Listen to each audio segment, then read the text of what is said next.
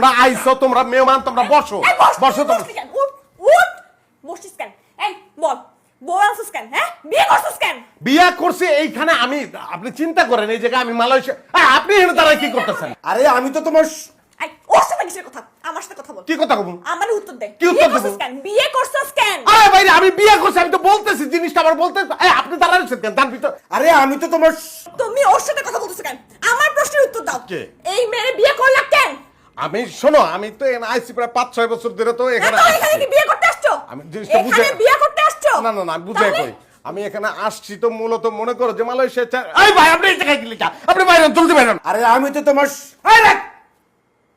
আমি তো তার সম্বন্ধে এই কথাটা তো কইতে পারতেছি না। ওর সাথে কিসের কথা?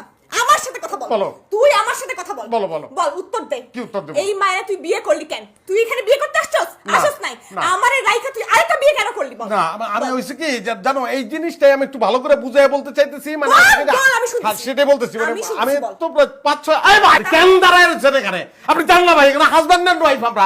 আপনি দাঁড়ায় আমার কি? কথার উত্তর দে। বল। না না না, সে আমার দাঁড়ায় রয়েছে। বিয়ে করলে আবার আরেকটা বিয়ে করছস? না না, সে দাঁড়ায় রয়েছে কেন? এইটা আবার জানতে হবে। সে কেন দাঁড়ায় রয়েছে? কেন দাঁড়ায় রয়েছে? সমস্যা? হ্যাঁ অবশ্যই ওর সমস্যা। সমস্যা? হ্যাঁ ভাই তুমি বাড়ি যাও।